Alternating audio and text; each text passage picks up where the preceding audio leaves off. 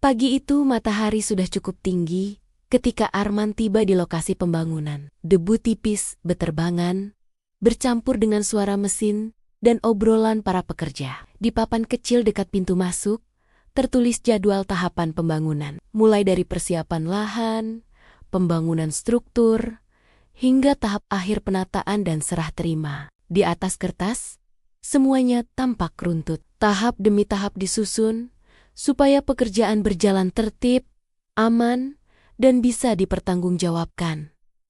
Dalam SKB, tahapan ini bukan sekadar formalitas. Ia adalah cara negara memastikan bahwa percepatan tidak berubah menjadi kekacauan. Arman berdiri sejenak, memperhatikan orang-orang yang bekerja. Ia teringat rapat panjang beberapa minggu lalu, saat jadwal ini disepakati. Saat itu, banyak yang mengeluh soal waktu yang terasa sempit. Tapi akhirnya, semua sepakat bahwa urutan tetap harus dijaga. Tidak bisa melompat langsung ke tengah tanpa menyiapkan awal dengan benar.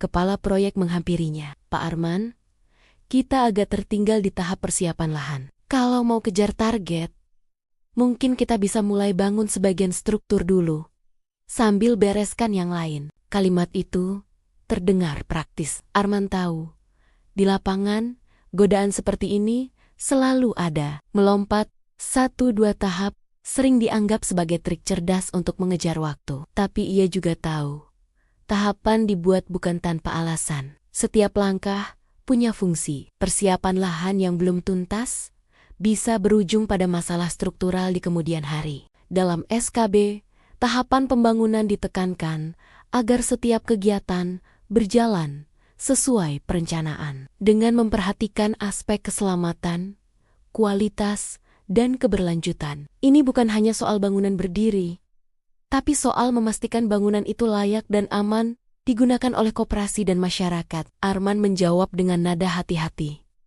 Saya mengerti kita dikejar waktu, tapi kalau kita lompat tahap, risikonya besar. Kalau nanti ada masalah di struktur, kita yang harus bertanggung jawab. Lebih baik kita percepat yang ada, bukan memotong urutan. Kepala proyek tampak ragu, tapi akhirnya ia mengangguk. Baik Pak, kita coba tambah tenaga di tahap ini. Secara etika pelayanan publik, menjaga proses seringkali terasa lebih berat daripada mengejar hasil. Karena hasil itu yang terlihat, yang bisa difoto, yang bisa dilaporkan. Sementara proses, dengan segala ketelitiannya, jarang mendapat sorotan. Tapi justru disitulah kualitas dibentuk. Beberapa hari kemudian, Arman kembali lagi. Tahap persiapan lahan akhirnya selesai. Pekerjaan masuk ke pembangunan struktur. Disinilah tekanan baru muncul. Salah satu pihak yang terlibat berkata, "Pak, kalau kita pakai bahan yang sedikit lebih murah, kita bisa hemat waktu pengadaan." Secara tampilan, tidak jauh beda. Arman terdiam. Ia memegang satu potong sampel bahan yang ditawarkan. Di mata orang awam, mungkin tidak ada bedanya. Tapi ia tahu, spesifikasi sudah ditentukan. Bukan untuk mempersulit, tapi untuk memastikan kualitas dan daya tahan. Dalam aturan, setiap tahap pembangunan harus mengikuti standar teknis yang telah ditetapkan. Mengganti bahan tanpa kajian dan persetujuan bukan sekadar soal teknis. Itu adalah pelanggaran terhadap prinsip akuntabilitas dan keselamatan. Ia berkata pelan, "Spesifikasi itu bukan hiasan. Kalau kita ganti tanpa prosedur, kita menaruh risiko di atas kepala orang lain. Bangunan ini nanti dipakai banyak orang. Kita tidak boleh main-main." Orang itu tampak tidak puas. "Pak, kita semua mau cepat selesai." Tekanan dari atas juga besar. Arman mengangguk. Ia tidak menyangkal tekanan itu ada. Tapi ia juga tahu tekanan tidak pernah bisa dijadikan alasan untuk menurunkan standar. Etika pelayanan publik mengajarkan bahwa keputusan hari ini akan dirasakan dampaknya oleh orang lain di masa depan. Mengorbankan kualitas demi kecepatan mungkin terlihat menguntungkan sekarang, tapi bisa menjadi beban yang berat nanti. Hari-hari berikutnya berjalan dengan ritme yang melelahkan. Setiap tahap selalu diiringi diskusi. kadang perdebatan kecil tentang apakah sesuatu perlu dipercepat, dipermudah, atau disederhanakan. Arman seringkali berada di posisi yang tidak nyaman. Terlalu ketat, katanya. Terlalu kaku, kata yang lain. Suatu sore, ia duduk sendirian di bangku kayu dekat lokasi.